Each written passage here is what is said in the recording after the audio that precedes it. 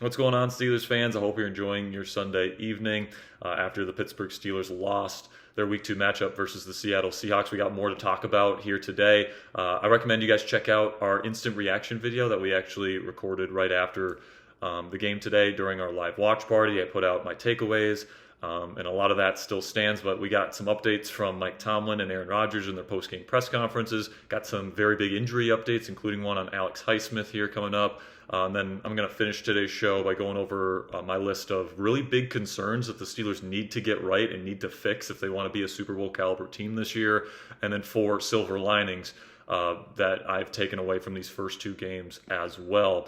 So let's just start with the injury updates here, guys. Make sure you click that subscribe button if you haven't already. Actually, before we get into the injury updates here, we went live today. We added almost 2,000 subscribers just this week on Steelers Talk. So thank you guys so much for all the support that you've given to me, to Ponzi, to our entire team here at Steelers Talk. Tomorrow we'll have another video coming out in the morning, as well as our Steelers Talk live show, which begins at 5 p.m. Eastern. We also go live for every single Steelers game. We went live today. It was an awesome show, guys. Thank you so much for all of your support. And with that, let's get into our injury update here. Starting with Alex Highsmith, obviously big part of this Steelers defense, really big disruptor for this defense. Once again, it seems like he can't stay healthy. It was his groin in training camp and in preseason, and now he's dealing with a high ankle sprain that will keep him out 4 to 6 weeks. Now, if there's a silver lining to Smitty's injuries, is that he never really has like a season-ending injury. He just gets these kind of medium-level injuries that keep him out for a month or a month and a half. And unfortunately, we're going to be missing Smitty here for at least a month, up to a month and a half, depending on how the injury rehab goes for him. But high ankle sprain, had to leave the game today. Also, Isaiah Loudermilk also had a high ankle sprain, so you're missing 2 members of your rotation here on the defensive line for a month to a month and a half. Now, the good news is it seems like the Steelers have enough depth on those 2 units at DT and as well as outside linebacker to be able to survive these injuries. Nick Herbig played a really good game today. When you watch the film back, man, he was really disruptive. He was in the backfield a lot. He was really doing a good job. Maybe you downgrade a little bit in run defense, which is a little scary given how bad the run defense has already been through the first 2 weeks with Herbig instead of Alex Highsmith. But Herbig can certainly get after the passer, and then Jack Sawyer is probably going to be asked to play a little bit of a bigger role here on early downs in the weeks to come. Sawyer, I think, needs to get better in run defense too, even though he did have some flashes today. Had some good moments. And then on the interior, it looks like Derrick Harmon is going to be back sooner rather than later. Hopefully this next week is what the indication seems to be. So if you replace Loudermilk's spot with Derrick Harmon in the weeks to come, that should be even an upgrade on the interior of the defensive line here. Moving over here to post-game comments that I thought were interesting. Mike Tomlin on the week's performance said, quote, I'm concerned about a lot of things. He continues to say, we didn't perform to the level that we desire. No shit. And he says, certainly there is a lot that has my attention leading into this upcoming week.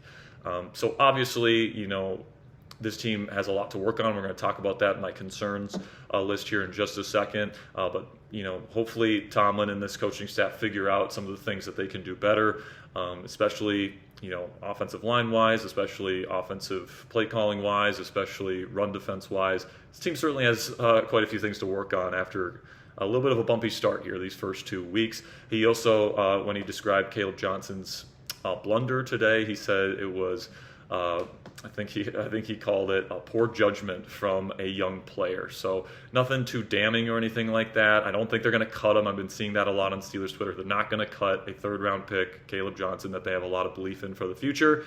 But maybe they take him off of kickoff. Like, we'll see. He hasn't been too effective as a kickoff return man to start the season. So we'll see how that play affects Caleb's usage on kickoffs. But no, they're not going to be cutting him, guys. And then I thought Aaron Rodgers had some interesting comments today talking about how it's week 2. It's good for us to have some struggles. Last week, probably some people were feeling pretty good with everybody outside the building talking about how great we were on offense. That's the league. You can't ride the highs or ride the lows. You got to refocus every single week. And, it is worth noting, guys, that early in the season, a lot of teams are trying to figure some stuff out. Just look at last year, the Philadelphia Eagles. Their first 4 weeks, they go 2-2. They don't even look that good. They almost lose games to like the Saints. They lost to the Falcons, a non-playoff team, at home. And, they go into the bye week and they figure some stuff out, and then they're a Super Bowl team. Not saying the Steelers are going to be doing that. Steelers have a lot to fix here over the next few weeks, getting themselves ready for a playoff push this year.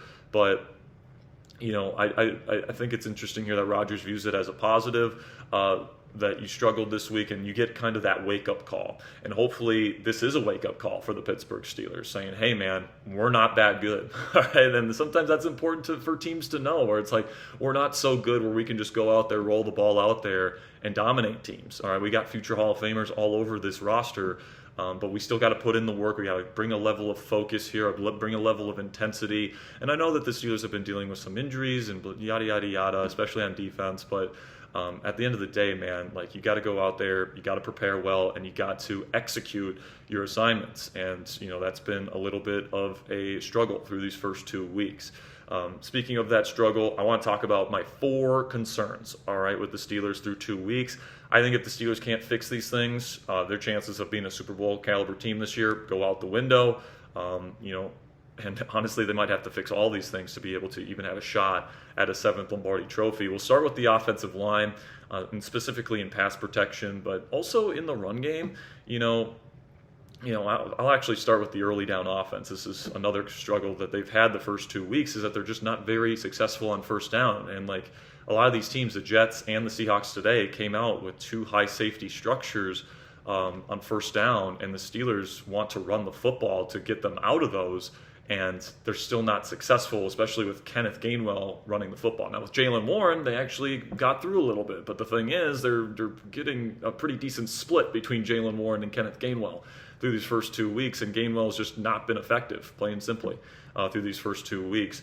And then on early down passing offense, they're not doing a nearly good enough job on that either, which sets up second down and longs, which sets up third and longs, which is just an unending cycle there that you want to break, and you want to be able to be really good on first down, so you can be really good on second down, so you can be really good on third down, and hopefully you don't get to third down all that often. Some of the best teams in football don't get to third down that often because defenses can throw a bunch of exotic crap at you, and it's a lot more difficult to convert on third down than it is on other downs. So that certainly needs to get better, and the offensive line just in general needs to play better. When teams go out there with 2 high safeties and they pretty much dare you to run the football and you can't, like, that's just going to create bad things for the offense. You got to be able to move the line of scrimmage. You have to be able to do your assignments correctly.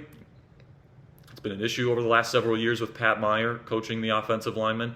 And specifically in pass protection as well. It's just been too much pressure on Aaron Rodgers these first 2 games. Now, Rodgers and the receivers, I think, do have a little bit of a role to play in that. Rodgers held the ball quite a bit today, actually. He got rid of the football the fastest, I think, out of all 32 NFL starting quarterbacks in week 1.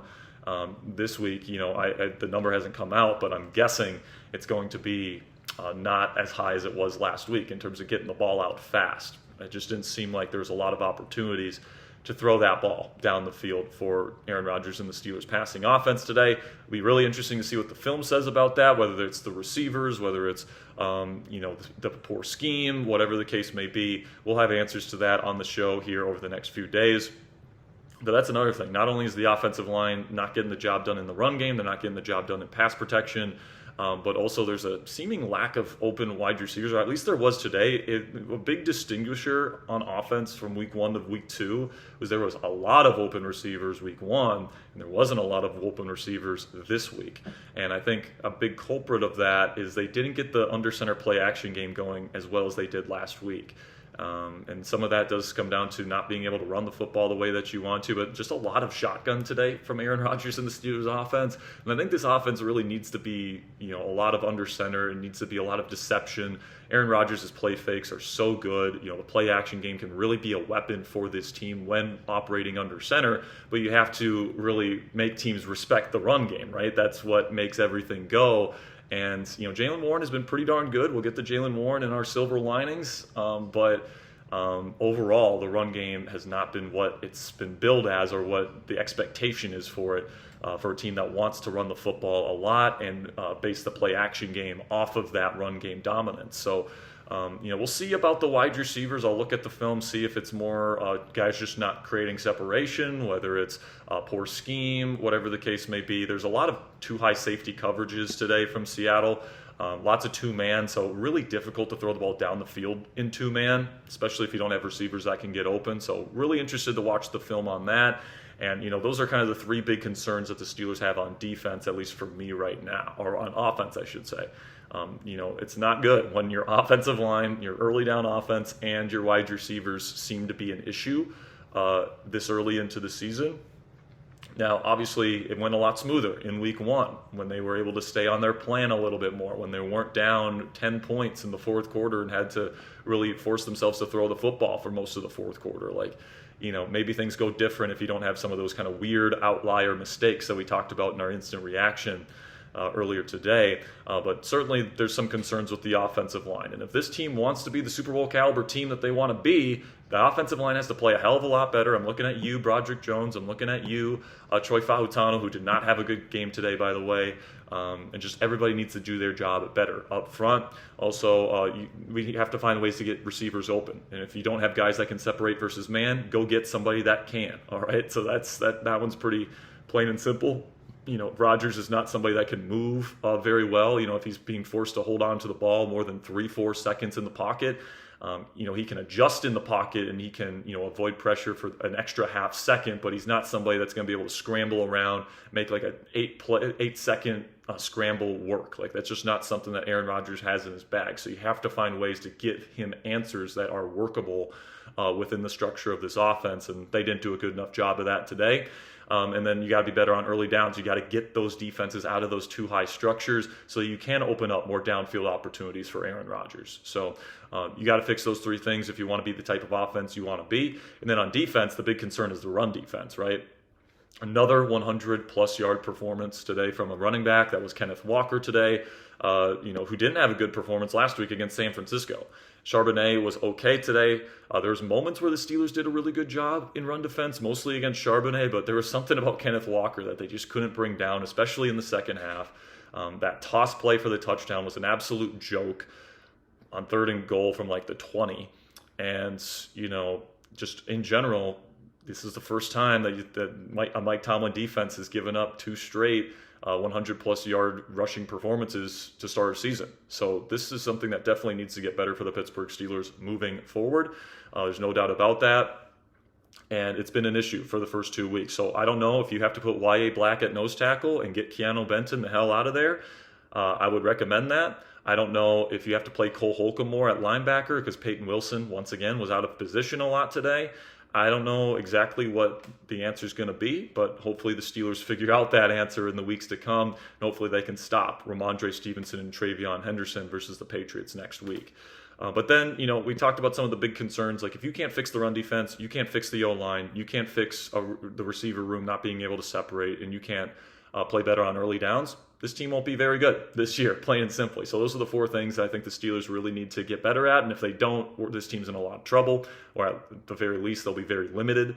But some of the silver linings, all right? Number 1, Jaylen Warren looks phenomenal, all right? Even in week 1, he didn't get as many touches as he did this week, but he was still averaging 4.5 yards per touch.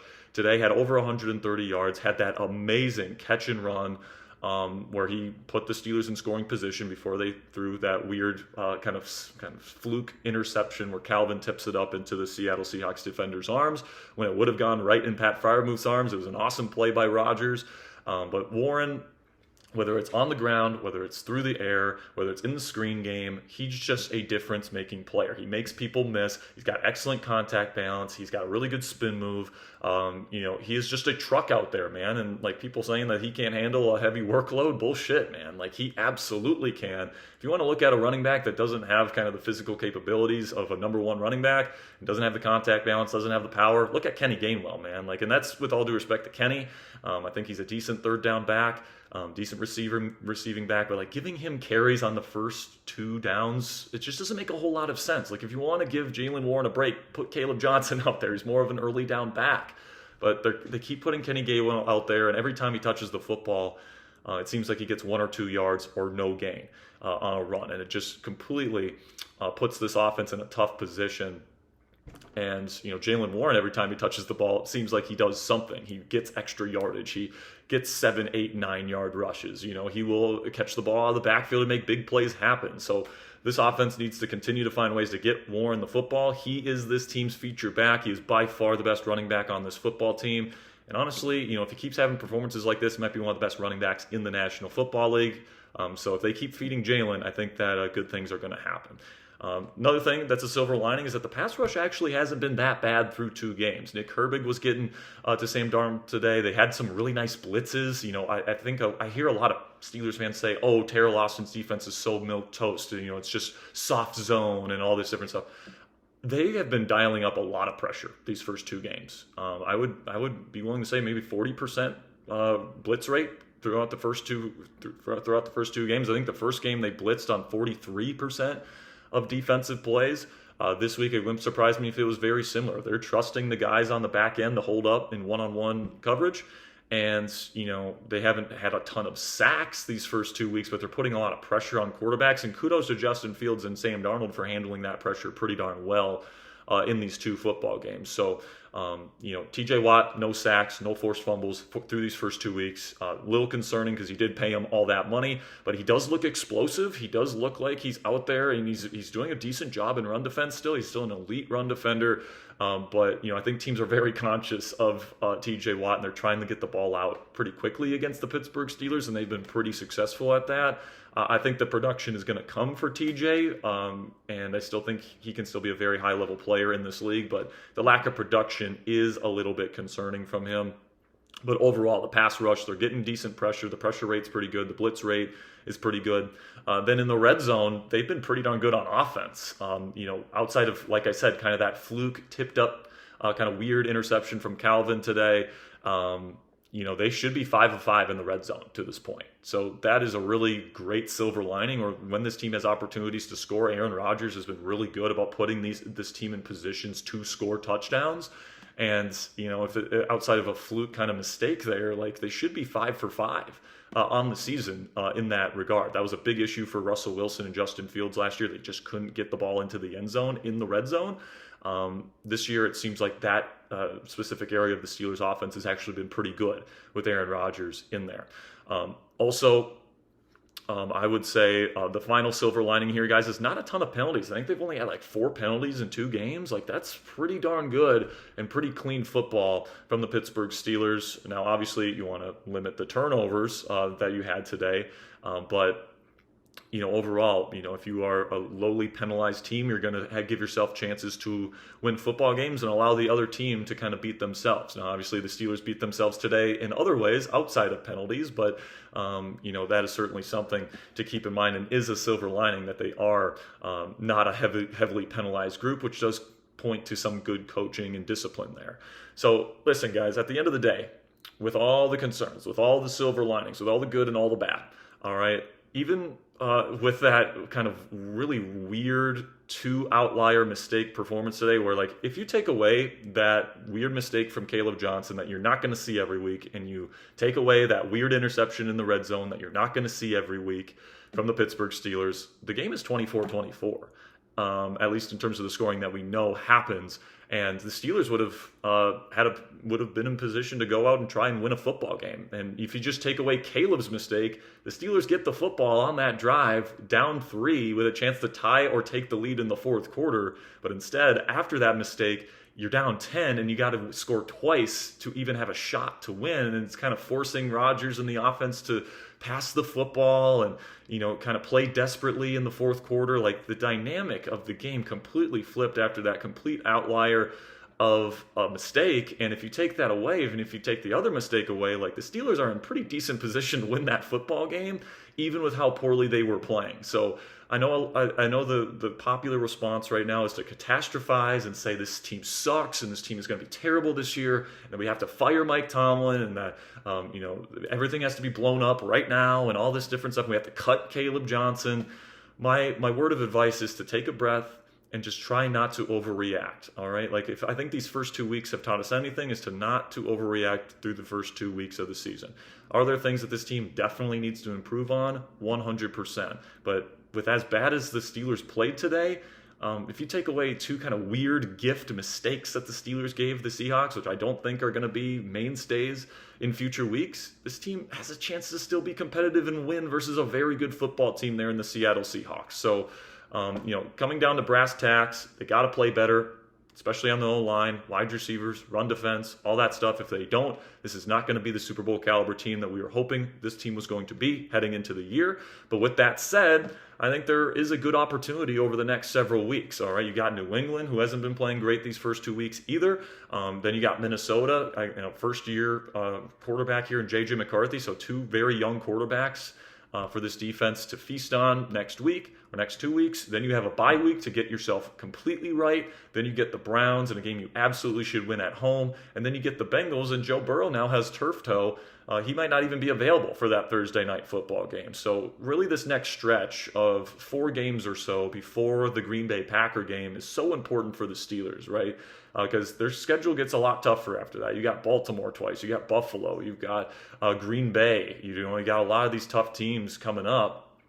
And if you can get to that Green Bay game, sitting at 5-1, 4-2, that's probably the sweet spot that you want to be in there to feel good about this football team and their chances of making the playoffs. So you got to play better, but there's a lot of really good opportunities. And, the Steelers could absolutely rip off 4 straight wins over the next 5 weeks, in my opinion. You can get right. You can use that bye the similar way that the Eagles did last year. Like, the season is not over because there's kind of a fluky performance today from the Steelers in terms of the weird mistakes that happened. If those two things don't happen, like I said, there's a chance we're sitting here talking about the Steelers having another gritty win. So I'm not giving up on this team, at least not yet. I need to see multiple performances of really bad play for me to really give up on this team at this point in the season. To this point, we just haven't seen that. The defense certainly needs to get better, especially against the run. I laid out my concerns, okay? So I'm not saying that there's nothing wrong with this team right now. They certainly need to get better. But there's also silver linings, and there's a lot of reason to still have hope and optimism for this football team moving into the rest of this season. So I know it was a little bit of a longer one today, especially for an at-home kind of rant sesh here. Hope you guys enjoy the rest of your evening. We'll have another Steelers Talk video, probably an Overreaction Monday video for you guys tomorrow morning on this channel. So make sure you guys click that subscribe button if you haven't already. Until next time, guys, here we go, Steelers.